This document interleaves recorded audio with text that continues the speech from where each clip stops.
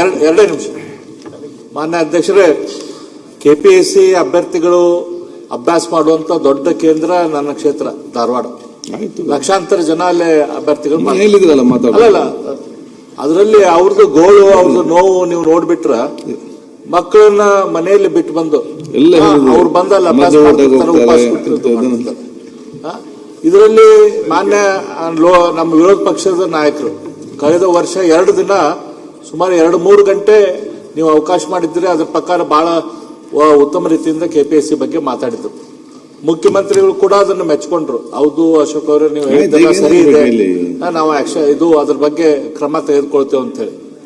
ಆದ್ರೆ ಇವತ್ತು ಅದೆಲ್ಲ ಚರ್ಚೆ ಆದ್ಮೇಲೆ ಎಕ್ಸಾಮಿನೇಷನ್ ಕನ್ನಡ ಎಕ್ಸಾಮಿನೇಷನ್ ಮಾಡಿದ್ರು. ಆ ಎಕ್ಸಾಮಿನೇಷನ್ ಅಲ್ಲಿ ಕೂಡ ಕ್ವಶನ್ ಪೇಪರ್ ಅದು ಟ್ರಾನ್ಸ್ಲೇಷನ್ ಯಾವ ರೀತಿ ತಪ್ಪಾಗಿತ್ತು ಅಂತ ಹೇಳಿ ಇಡೀ ರಾಜ್ಯಕ್ಕೆ ಗೊತ್ತಾಯ್ತು. ಹಾಲ್ ಟಿಕೆಟ್ ರಾತ್ರಿ ಕೊಡ್ಬೇಕಂತಂದ್ರೆ ರಾತ್ರಿ 3 ಗಂಟೆ 4 ಗಂಟೆ ಚರ್ಚೆ ಆಗಿ ಉತ್ತರ ಬಂದು ಸದನ ಸಮಿತಿ ಆಗಬೇಕಂತ ಆಗಿದೆ. ಮತ್ತೆ ಅದೇ ಚರ್ಚೆ 2 ನಿಮಿಷ ಅದೆಲ್ಲ ಚರ್ಚೆ ಆಯ್ತು. 2 ನಿಮಿಷ ಅವ್ರಿಗೆ ಅಷ್ಟೆಲ್ಲ ಮಾಡಿದ್ರು ಕೂಡ ಆ ತಪ್ಪನ್ನು ಮಾಡಿದ್ರು. ಇವತ್ತು ಅವ್ರಿಗೆ ಆ ಸೆನ್ಸಿಟಿವಿಟಿ ಇದೆ ಕೆಪಿಎಸ್ಸಿ ಅವ್ರಿಗೆ, ಅವ್ರು ತಿಳ್ಕೊಂತಾರೆ ಅಂತ ಹೇಳಿ ನಾವು ಭಾವನೆ ಇಟ್ಕೊಂಡ್ರ ಅವ್ರಿಗೆ ಆ ಸೆನ್ಸಿಟಿವಿಟಿ ಇಲ್ಲ. ಎಲ್ಲಿ ತನಕ ಅವ್ರು ತಪ್ಪು ಮಾಡಿದಾರ ಅವ್ರಿಗೆ ಶಿಕ್ಷಣ ನಾವು ಮಾಡ್ಲಿಲ್ಲ ಅಂತಂದ್ರ ಹೆಂಗ ಅವರು ಸದನ ಸಮಿತಿ ಮಾಡಿದ್ದೆ ಅಲ್ಲ ಶಿಕ್ಷಣ ಹೇಳಿದ್ರೆ ಮತ್ತೆ SIT ಮಾಡಿ ಅವ್ರ ಪನಿಷ್ಮೆಂಟ್ ಆಗ್ಬೇಕು. ಮನೆ SIT ಮಾಡ್ತೇವೆ ಅಂತ ಹೇಳಿ ನೀವು ಸ್ಪೆಸಿಫಿಕ್ ಕೊಡಿ ಅಂತ ಹೇಳಿದ್ರಲ್ಲ. ಸುರೇಶ್ ಕುಮಾರ್ ಕೊಡ್ತೀನಿ ಅಂತ ಹೇಳಿದ್ದಾರೆ. ಡೀಟೇಲ್ ಕೊಡ್ತೀನಿ ಅಂತ ಹೇಳಿದ್ದಾರೆ. ಅನುಮಾನ ಇರುವಂತದ್ದು ಬಹಳ ಸ್ಪಷ್ಟವಾಗಿ ವ್ಯಕ್ತವಾಗಿರುವಂತದ್ದು. ಹಾಗಾಗಿ ಇದರ ಹಿನ್ನೆಲೆಯಲ್ಲಿ ತನಿಖೆ ಮಾಡಿದ್ರೆ ತಾನೆ ನಾವೆಲ್ಲ ದಾಖಲೆ ತರಲಿಕ್ಕೆಲ್ಲ ಆಗುತ್ತೆ. ಒಂದೇ ನಿಮಿಷ ಕೊಡ್ತೇವೆ. ಎಲ್ಲ ಚರ್ಚೆ ಆಯ್ತಲ್ಲ, ಔಟ್ಕಮ್ ಏನು ಇಲ್ಲ.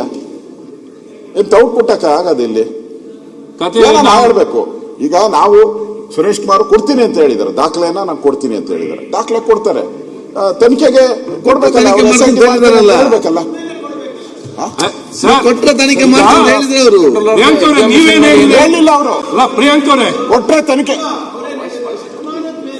ನಾವು ಇದು ಮಾಡಬೇಕಾಗ CIDಗೆ ವಹಿಸಬೇಕಾಗಿದೆ. SIT ಕೇಳ್ತಾ ಇದ್ರೆ ಕೊಡಿ, ಏನಾದ್ರು ಇದ್ರೆ 100% ನೋಡಿ. ಯುವಕರ ಭವಿಷ್ಯ ಜೊತೆ ಯಾರಿಗೂ ಇಷ್ಟ ಇಲ್ಲ. Not for it. ನೋಡಿ, ಈ ವಿಷಯದಲ್ಲಿ ರಾಜಕೀಯ ನಾವು ಮಾಡ್ತಾ ಇಲ್ಲ, ನೀವು ಮಾಡ್ತಾ ಇಲ್ಲ. ಕೊಡಿ.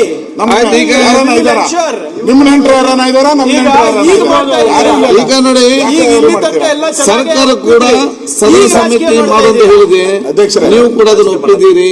ಅದೊಂದು ಮೀರಿ ಸರ್ಕಾರ ಏನೋ ಸ್ಪೆಸಿಫಿಕ್ ಕೇಸ್ ಇದೆ ನೀವು ಕೊಟ್ಟು ತನಿಖೆ ಮಾಡ್ತಾರೆ ಕೂಡ ಹೇಳಿದ್ದಾರೆ. ಅದಕ್ಕಾಗಿ ಸದನ ಸಮಿತಿಯನ್ನು ನಾವು ರಚನೆ ಇಲ್ಲ.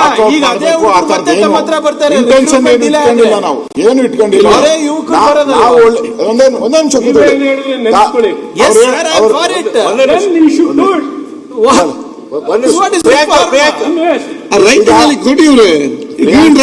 ಪ್ರಿಯಾಂಕಾ ಹೇಳಿದ್ರು ಅನುಮಾನದ ಮೇಲೆ ಏನು ಮಾಡಕ್ ಬರಲ್ಲ ಅಂತ. ಅವ್ರಿಗೆ ಮೋಸ್ಟ್ಲಿ ನೆಕ್ಸ್ಟ್ ಹೋಮ್ ಏನಾನ ಕೊಟ್ರೆ ಗೊತ್ತಾಗುತ್ತೆ. ತನಿಖೆ ಮಾಡೋದೆಲ್ಲ ಅನುಮಾನದ ಮೇಲೆನೆ, ಅದು ಕಂಪ್ಲೇಂಟ್ ಅನುಮಾನದ ಮೇಲೆನೆ ಕೊಡಿ, ರೈಟಿಂಗ್ ಅಲ್ಲಿ ಕೊಡಿ ಏನಂದ್ರೆ ಮಾಡ್ತಾರಲ್ಲ. ಅಧ್ಯಕ್ಷರೇ, ತಮ್ಮ ಮುಖಾಂತರ ಪ್ರತಿಪಕ್ಷದಲ್ಲಿ ಕೇಳುವುದೇನಂದ್ರೆ, ಈಗಾಗಲೇ ಯುವಕರು ನೇಮಕಾತಿಗಳು ಆಗಿಲ್ಲ ಅಂತ ಆಕ್ರೋಶದಲ್ಲಿದ್ದಾರೆ. ಅಂತ ಸಂದರ್ಭದಲ್ಲಿ ಅಂತಿಮ ಹಂತಕ್ಕೆ ಬಂದಿರುವಂತಹ ಒಂದು ಪಟ್ಟಿಯನ್ನ ನಾವು ರದ್ದು ಮಾಡಿ ಮತ್ತೆ ಪರೀಕ್ಷೆ ಮಾಡ್ತೀವಿ ಅಂದ್ರೆ ಮತ್ತೆ 1-1.5 ವರ್ಷ ಮುಂದಕ್ಕೆ ಹೋಗುತ್ತೆ. ಹಾಗಂತೇಳಿ ತಪ್ಪಾಗಿದ್ದನ್ನು ಸಹ ಮಾಡಬೇಕು ಅಂತ ನಾನು ಹೇಳ್ತಾ ಇಲ್ಲ. ಏನಾದ್ರೂ ತಪ್ಪಾಗಿದ್ರೆ ಅದನ್ನ ನಾವು ಅಂತ ಸಂದರ್ಭದಲ್ಲಿ ಆ ತೀರ್ಮಾನ ತಗೊಳ್ಳೋಣ. ಆದ್ರೆ ಈಗ ಏನಾದ್ರೂ ನಾವು ಅದನ್ನ ರದ್ದು ಮಾಡಕ್ ಹೋದ್ರೆ ಇದರಿಂದ ಬಾಧಿತರಾಗೋರು ಅದೇ ಯುವಕರು ಯುವತಿಯರಾಗ್ತಾರೆ.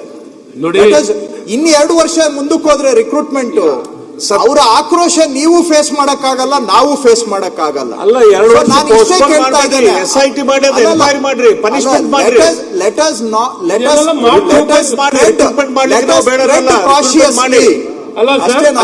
ಒಂದು ನಿಮಿಷ ಶೋತ,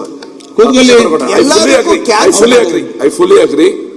ನಾವು ಯಾವುದೋ ಒಂದು ರೂಮ್, ನೀವೊಂದು ಮಾತಾಡಿದ್ರಿ, ಒಂದು ರೂಮ್ ಇಂದ ಮಾತ್ರ ತಗೊಂಡು ಮಾಡ್ಲಿಕ್ಕೆ ಆಗೋದಿಲ್ಲ. ನಾವು ಏನಾದ್ರು ಇದಕ್ಕೆ ಇನ್ನಷ್ಟು ಆಧಾರ ಬಂದರೆ we are open for it ಅಂತ ಹೇಳಿದ್ದಾರೆ.